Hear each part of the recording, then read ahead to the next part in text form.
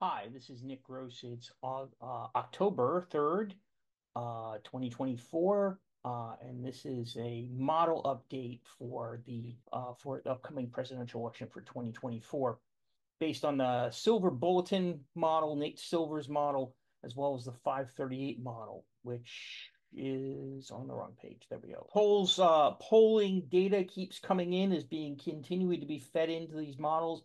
We're only a couple of days after the presidential vice presidential debate.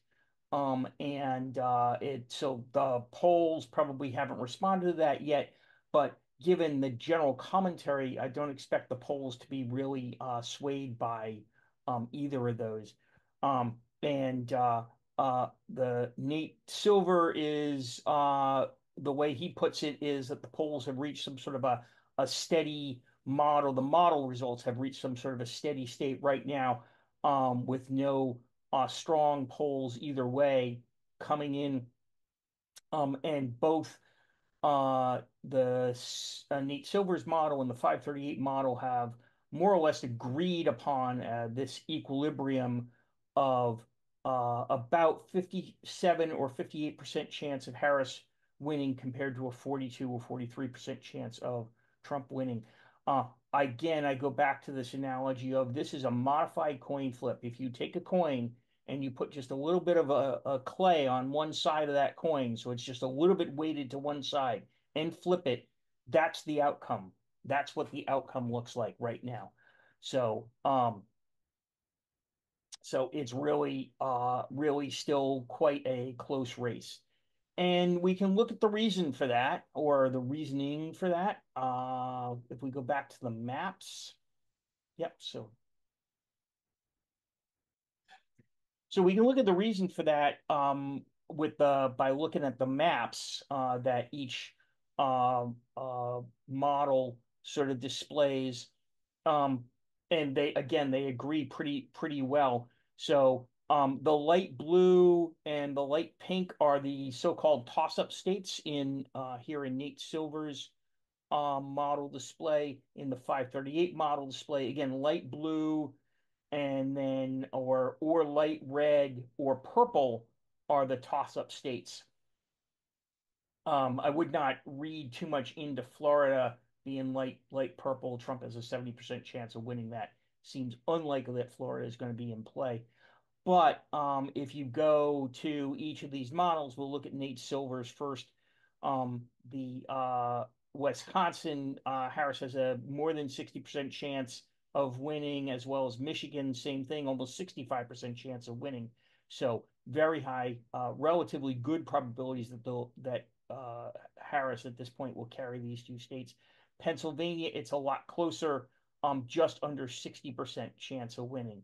So, but to get to 270 electoral votes, along with all of the other darker shades of blue, Harris would have to win these three states. Even Nevada doesn't help.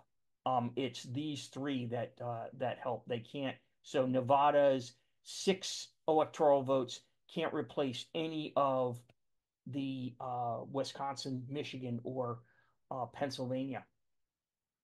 Um, and North Carolina, Trump and Georgia, Trump are favored to win by around between 58 to 60%, depending on the two different states. Same thing with Arizona. Trump is favored to win by about 60%. Um, but so the big thing is the prize right now is Pennsylvania. So Trump can't, even if Trump wins all of the red right now, to stop Harris, he has to win in Pennsylvania. And so the 538 model doesn't disagree with this. It's about the same. So again, Wisconsin and Michigan are about a 60% chance for Harris to win, whereas Pennsylvania's closer to a 55% chance for Harris to win. Um, Similarly, North Carolina and Georgia, Trump is slightly favored to win those, as well as Arizona and Nevada. Harris is favored to win. Um, Again, to look at this just a little bit more, we can go to the tipping point states. the tipping point state predictions. And so the 538 model has this snake depiction, which I've explained a little bit before. Nate Silver's model is a little less creative, but equally informative. Has this bar chart here. So if you stack the states, so if we look at Nate Silver's model, if you stack the states or districts in the case of District of Columbia, by the forecasted margin, that is what the vote margin is going to be. So in the District of Columbia or Vermont or et cetera, Harris is definitely going to win those, or more likely than not, like the 99% chance of winning those. And we'll have a vote margin of large vote margin. And the District of Columbia is an outlier, but with an 86% vote margin. But 20 to 30% vote margin in Massachusetts, Vermont, all the northeastern, the hard blue states, the nominally blue states. Similarly, New York is going to have a 16% vote margin. These are pretty steady vote margins, but you keep stacking them and keep going down and further down.